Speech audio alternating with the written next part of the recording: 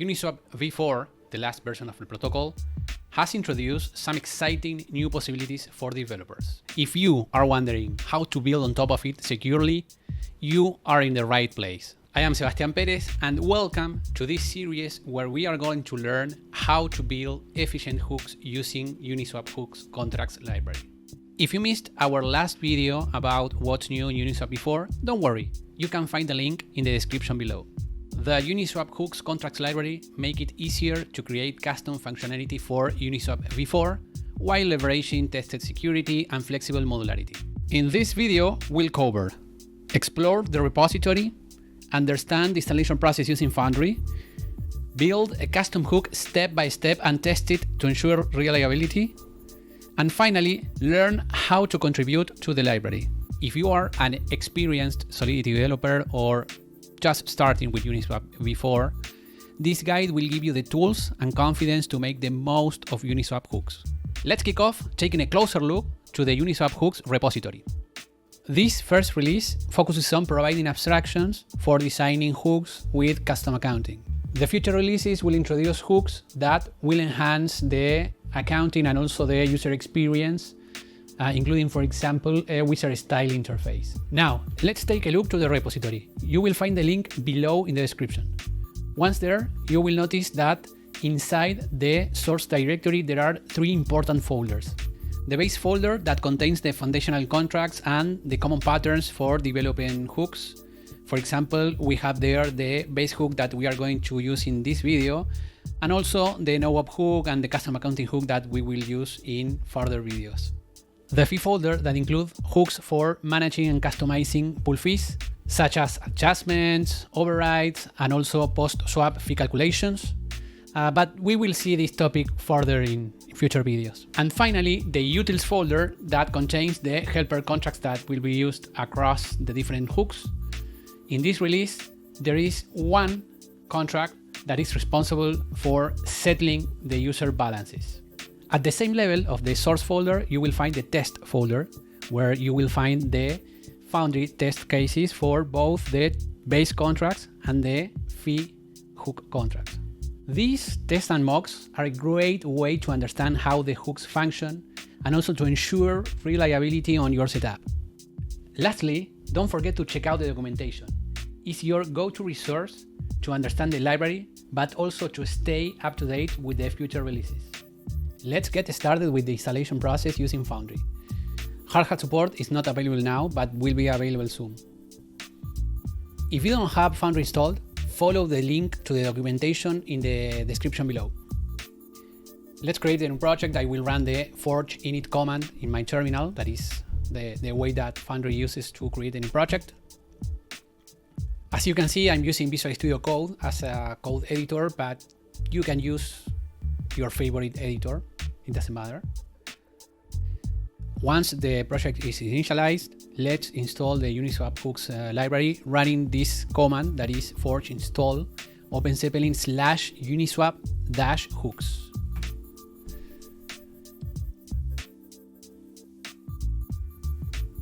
Once the installation is complete, you will notice some new folders under the lib directory. That confirms that the library has been successfully installed. Let's move on and create a custom hook using the BaseHook contract. For this example, I will create a hook that counts the number of swaps that were executed. So, let's create a new Solidity file, name counter hook, and define the basic structure for a contract. And to start, I'm going to import the BaseHook contract from the Uniswap Hooks library. You will find how to do it in the README. And once imported, I will inherit my contract from the BaseHook. It will throw an error because I'm not overriding the constructor. I will. This is a common practice when inheriting from a BaseHook.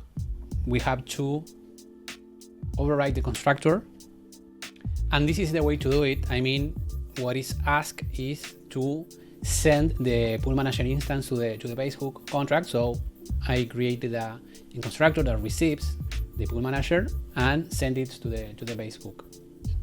After that, we need also to override the get hook permissions function from the BaseHook that will indicate which functions we are going to use in this hook.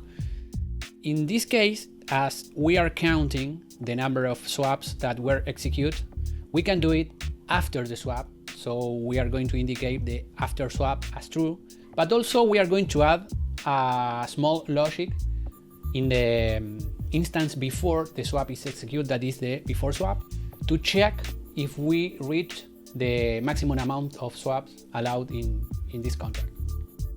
So this is the way, and as you can see, the before swap and after swap attributes are set as true because we are going to use that functions. And in order to do that, we have to override that logic, and we will do that. Before overriding the functions, I'm going to add two important components to the code. One is the swap number as a state variable that I'm going to add at the beginning of the contract. And then also I'm defining an error that it will be thrown every time we try to execute a swap and the maximum amount of swaps were reached. Another important point is that we have to include a library from Uniswap v4 core that we are going to find into the Uniswap Hooks package. If you navigate into the lib directory and then move to the v4 core source types, you will find before swap delta file, and you have to import the before swap delta and the before swap delta library from that. You can see how to do it here in the code, because we are going to use them in the before swap logic. Talking about that, this is the function that overrides the default logic for the before swap. As we can see, we added just two lines. The first one is checking if we already reached the maximum amount of swaps, that in this case is defined as 10. So if we reach 10 swaps, it's going to throw an error, and if not, it's going to execute the swap as expected. And this is the function that overrides the after swap logic. In this case, there are also two lines of code. In the first line, we are incrementing the amount of swap that happened. We have to understand that in this instance, when the after swap is executed, the swap was already performed. So we can add this increment to the swap number and then return the value, so the process continues as expected. I mean, we are not altering anything in the current process. We are just counting the amount of swaps, so we are not going to modify anywhere else the default process. And that's it. The code is complete. In the next step, we are going to add some test cases using Foundry to check out if everything is working as expected. Testing is a critical step when working with smart contracts, and these hooks are not the exception. So let's add some test cases. For that, I created a file inside the test folder. It's called counterhook. And well, I prepared the basic structure. It's empty for now. First, we have to define which variable are we going to use as the hook. In this case, I define a variable. And after that, it comes the most complicated step, that is setting up the test environment. I will explain each line so you can understand how to do it. You have the path there. They are hooks, currency, and deployers. This will add everything that we need to setting up the test environment. This first call sets up the general infrastructure for the test to run, so it's important. But it's key to understand what's next, because the contract address has to have some specific bits that indicate which functions are going to be executed for that pool. So as we can see, we are defining an address with these specific bits that indicates that the after swap and the before swap are going to be executed. Luckily for this test, we have the cheat code called deploy code 2 that allow us to manually set the address for the hook, so we can set the specific address that we want to use and let the pool manager know the correct bits that allow us to use the function that we have indicated in the code. At last, we are going to set up everything for the currencies. These are the currencies that we are going to use for the swap. Currency 0, currency 1 are the two currencies that are participating in the swap. I will add one test case to check if the increment is working, and for that I have to use more libraries from before.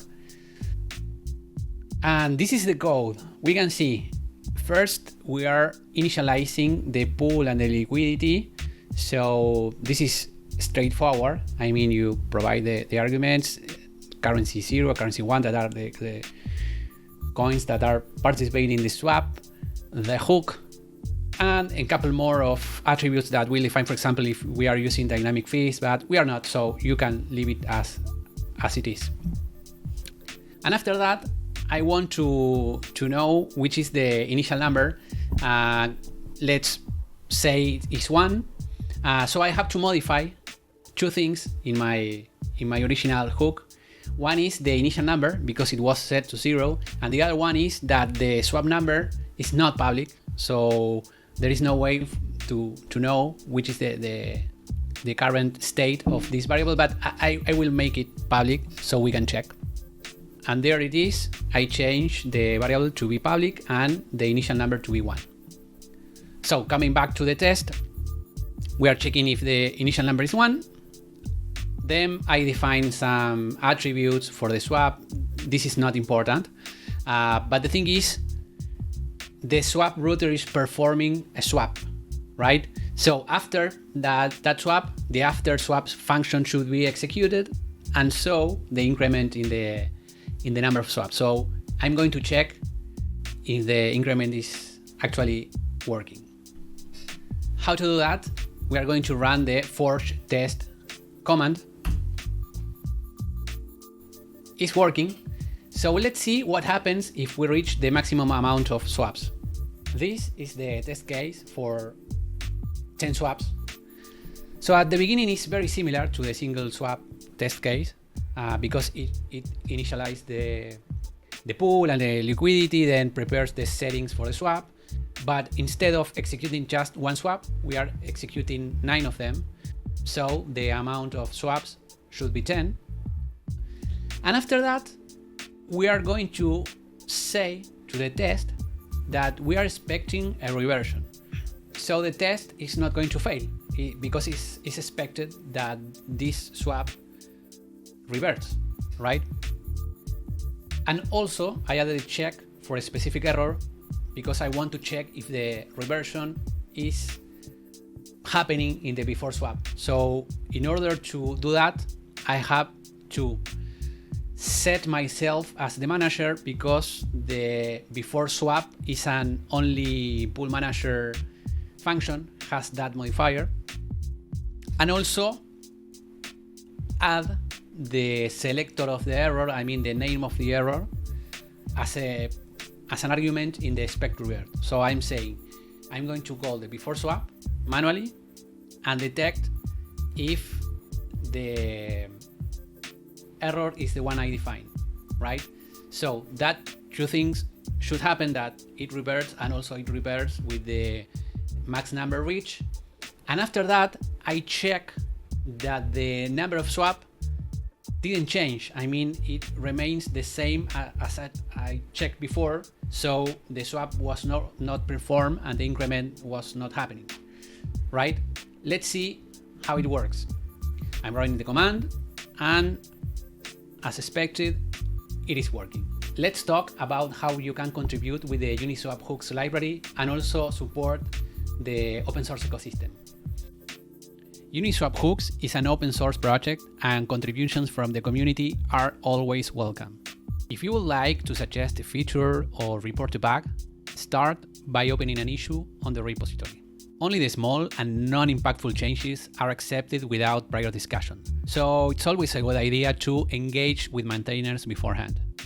Where the OpenZeppelin forum is a great place to ask for help and also get insights from the community. For example, if you are not really sure if a specific situation is an issue or maybe it is not. If you want to know more details on the contribution process, check out the complete guideline in the repository. From exploring Uniswap hooks to building a custom hook and testing it, you now have the foundational tools to start creating secure and modular extensions for Uniswap v4. But remember, this is just the beginning.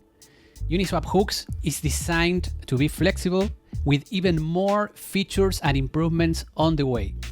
Don't forget to check out the documentation and keep an eye out for future releases. If you have any questions or ideas, join the discussion in the OpenZeppelin forum. Your feedback can help shape the future of this powerful library and make it even better for developers like you.